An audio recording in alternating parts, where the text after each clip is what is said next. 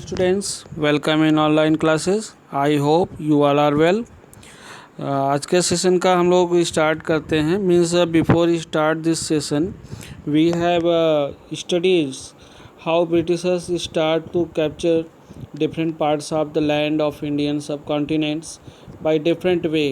At last they started the control and they start to took all types of political and economic power in their hands. Now today we will start company officials become Nawab. Means जब Britishers यहाँ पे आए थे, when Britishers came to the India, these are different types of activities performed by the Indian rulers. They saw different luxurious life spent by the Nawab of India. So they also be interested to spend such type of life. उसी में हम लोग आगे continue करते हैं. What did means Nawab? It mean of course that the company acquired more power. इसका sense ये हुआ कि उनके वो चाहते थे कि ज़्यादा से ज़्यादा पावर को एक्वायर करें, अथॉरिटी को.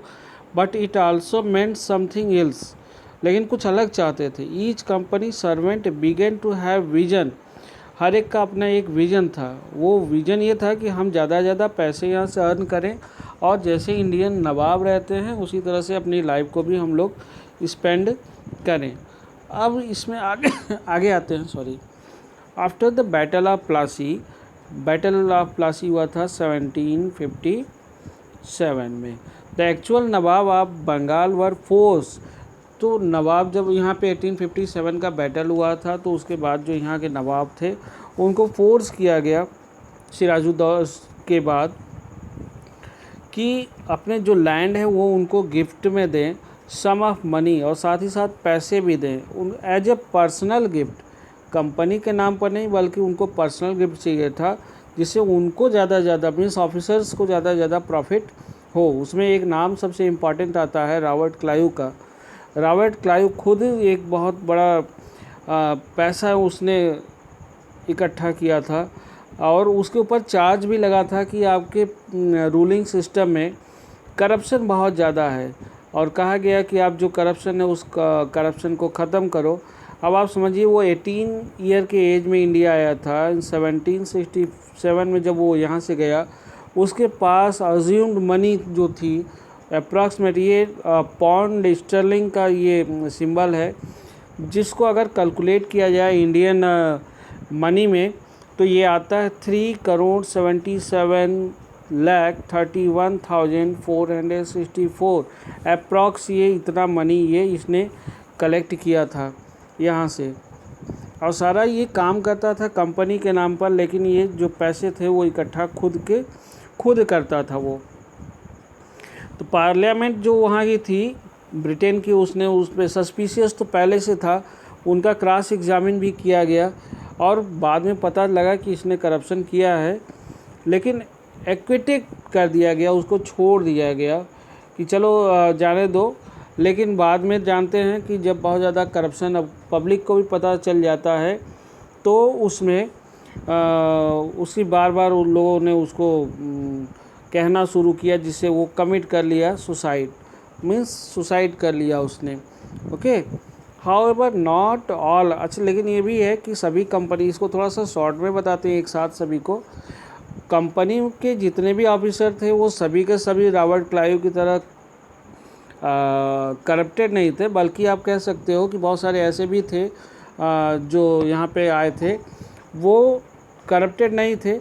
लेकिन बहुत से ऐसे भी रूलर थे या नवाब थे, और सॉरी नवाब और रूलर नहीं, मीन्स आप कह सकते हो उस समय लॉर्ड बोला जाता था. उस समय जितने भी गवर्नर आए वो लोग मोस्टली एक्सपायर कर गए रास्ते में अलग अलग तरह के डिजीज़ से, या तो वार से वो लोग एक्सपायर कर गए, मर गए. उनका ये था regarded all of them as corrupt and dishonest. उसमें सभी करप्टेड और डिसऑनेस्ट नहीं थे. Many of them came from humble background. उसमें बहुत सारे लोग हम्बल बैकग्राउंड से भी थे. उनका ये एक डिज़ायर था कि यहाँ से हम पैसे इकट्ठे करेंगे, यहाँ से हम फिर रिटर्न होंगे तो अपनी लाइफ को कंफर्टेबल लाइफ में स्पेंड करेंगे. और कंफर्टेबल लाइफ स्पेंड करने के बाद और हम लोग नवाब वहाँ के वर्ड लैंग्वेज जो है प्रोनाउंसिएशन उस अकॉर्डिंग है की तरह हम लोग भी अपने आप को स्पेंड अपनी फ्लरिश करेंगे, फ्लैशी करेंगे, मीन्स दिखाएंगे कि हम लोग के पास पैसे बहुत ज़्यादा हैं और हम लोग नवाब की तरह या नवाब की तरह हम लोग अपनी लाइफ को स्पेंड करें। तो लोगों ने वहाँ पर बहुत सारा उपहास भी किया। उपहास मीन्स या फिर रेडिकेटेड मीन्स होता है अहंकार होता है, सॉरी उपहास करना, हंसी उड़ाना नहीं होता है। और अब स्टार्ट किया था लोगों ने अलग अलग देखना इस तरह से कि ये अहंकारी हो गया है और ये वो, ठीक है। आगे आते हैं, कंपनी रूल एक्सपेंड। अब कैसे कंपनी बंगाल के बाहर कैसे स्टार्ट करती है। पहले तो आप लोग को पता है स्टार्ट किया था कंपनी ने सबसे पहले कहाँ पे, बंगाल में, ओके। फर्स्टली वो स्टार्ट किया था बंगाल में रूल किया था। स्टार्ट कब से, 1757 के बाद। और बाद में उसने ड्यूल गवर्नमेंट भी लॉन्च किया गया था। ड्यूल गवर्नमेंट का सेंस होता है कि एक ब्रिटिशर्स ने बैटल ऑफ बक्सर के बाद 3 दीवानी राइट्स पाया था, जिसमें उन्होंने राइट ये लिया था कि हम यहाँ पर सारे के सारे पैसे या फिर रिवेन्यू कलेक्ट हम करेंगे और गवर्निंग यहाँ के रूलर्स करेंगे। इस तरह से था आगे। In we analyse the process of annexation of Indian state by East India Company from 1757 to 1857। एक बात और ध्यान रखिएगा, बैटल ऑफ प्लासी को लर्न करने का बहुत अच्छा तरीका है।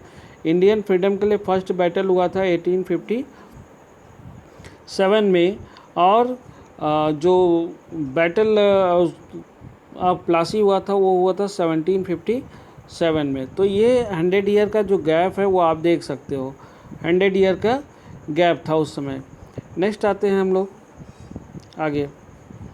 लॉन्च उन लोगों का ये भी सेंस था कि अगर हम लोग लगातार मिलिट्री अटैक करेंगे तो हम लोग के बहुत सारी टेरिटरी तो ज़रूर मिल जाएगी, लेकिन हम लोग के पैसे, इनकम सारे ख़त्म हो जाएंगे। उन लोगों ने 3 सिस्टम को अडॉप्ट किया।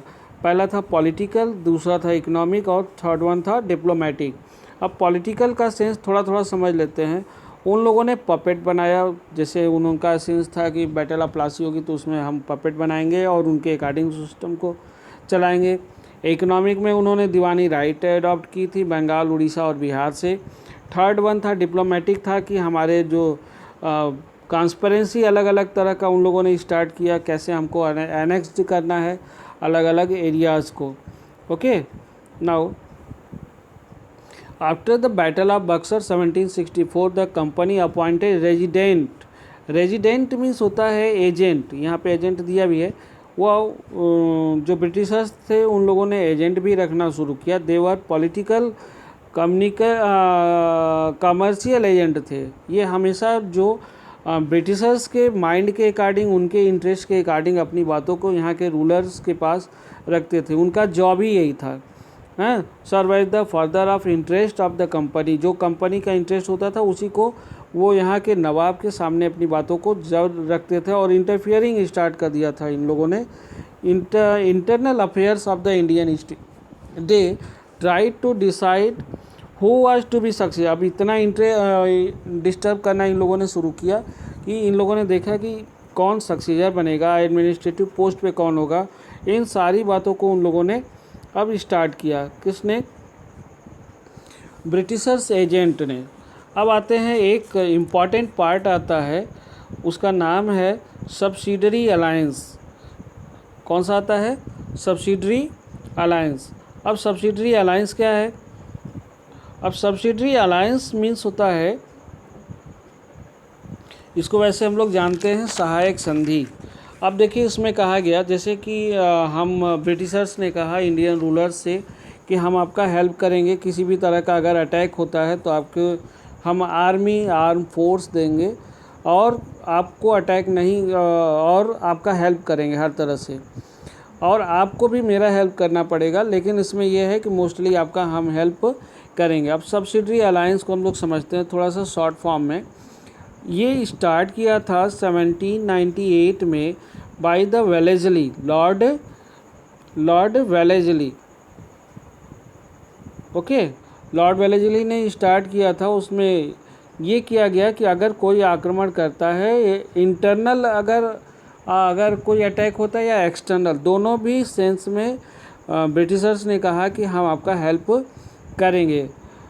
किसी भी तरह के सिस्टम में अगर प्रॉब्लम होती है तो हम हमेशा आपके साथ रहेंगे। इसको बोला गया सब्सिडरी अलायंस। अब आगे आते हैं थोड़ा सा, लेकिन ब्रिटिशर्स यहाँ पे किसी भी तरह के वेलफेयर के लिए इन्होंने ये नहीं आए थे इंडिया में। उन्होंने कहा कि हम आपका सब्सिडरी अलायंस में हेल्प करेंगे, लेकिन उसके लिए हमें भी कुछ तो प्रॉफिट होना चाहिए ना। उन्होंने कहा कि जितने आर्म फोर्स आपकी हेल्प करेगी, उन सभी के जो भी एक्सपेंसेस होंगे, खर्च होंगे, चाहे सैलरी होगी, खाने पीने का सारा अरेंजमेंट नवाब करेंगे। दूसरा इन्होंने कहा कि आप बिना हमारे परमिशन के आप किसी भी तरह के सिग्नेचर नहीं करेंगे, मीन्स ट्रीटी साइन नहीं करेंगे। थर्ड वन था, अंग्रेज़ों ने ये भी कहा कि बिना मेरे परमिशन के किसी भी यूरोपियन कंट्रियों को अपने कोर्ट में या नहीं रख सकते हैं।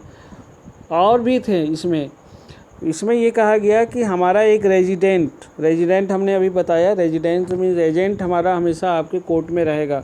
तो कोर्ट में रहने का सेंस ये सिर्फ नहीं रहेगा कि बैठेगा आकर, हाँ यह है कि पॉलिटिकली इंटरफियरेंस नहीं होगा, लेकिन वो ये देखता रहेगा कि आप कौन सा काम कर रहे हैं, और हमेशा वो आपको ये कहेगा कि आपको ये काम करना चाहिए, सजेशन आपको हमेशा देगा।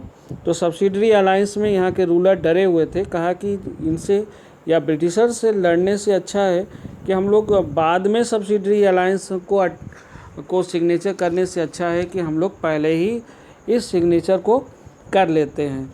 तो बहुत सारे रूलर्स ने सब्सिडरी अलायंस को अडॉप्ट किया। अब आगे आते हैं सब्सिडरी अलायंस में, थोड़ा सा इसमें से भी बुक से भी ले लेते हैं। देखिए कह रहा है अकॉर्डिंग टू द टर्म, इसका सेंस हुआ alliance Indian ruler were not allowed to have their independent arm force, उनको अपनी खुद की आर्म फोर्स नहीं रखनी होगी। They were to be protected by the company, अब इनका ये था कि हम कंपनी के थ्रू ही ये प्रोटेक्टेड होंगे। हैड टू पे फॉर, ये हमने पहले ही बताया आपको कि ये पेड करना पड़ेगा इसके लिए subsidiary alliance, subsidiary force that the company was supposed to the maintain for the purpose of this protection। अब इस जो प्रोटेक्शन के लिए हमारी आर्म फोर्स रहेगी उसका आपको पेड करना पड़ेगा। If the Indian ruler fail to make the payment, अभी देखिए ये भी एक इम्पॉर्टेंट है, अगर किसी भी तरह से पेमेंट नहीं दे पाती है तो पेनल्टी के फॉर्म में वो लोग उस स्टेट को हायर कर लेंगे, ले लेंगे। अब देखिए उनका जो रिटर्न लेने का सेंस था, पहला तो वो मनी लेते थे, पहले मनी लेते थे, और दूसरा ये लेते थे टेरिटरी या फिर लैंड, ठीक है, टेरिटरी या फिर लैंड लेते थे। तो मोस्टली वो फोकस करते थे कि हमको ज़्यादा लैंड एरिया मिले, ठीक है। आगे आते हैं द रिचर्ड वेलेजली, देखिए ये आ गया वही चीज़, रिचर्ड वेलेजली जो थे was governor general in 1798 to the 1805 के बीच में थे। Nawab of Awadh was force to give over half of this territory of the company in 1801 as fail to pay for the subsidiary force. Subsidiary force Awadh के नवाब नहीं दे पाए थे, इसलिए वेलेजली ने फोर्सली उनके एरिया को ले लिया। उसी के साथ Hyderabad was also force to cede territory to the similar ground, और उसी तरह से इनके भी मीन्स हैदराबाद जो निज़ाम थे उन लोगों के भी एरियाज़ को कैप्चर कर लिया गया। तो आज के डेट के लिए इतना ही, नेक्स्ट डे हम लोग फिर मिलेंगे। एक बार आप लोग रिवाइज अच्छे से कर लिया करिए, जो वर्ड रिवाइज किया गया है उस पर थोड़ा सा फोकस करिए। Thank you.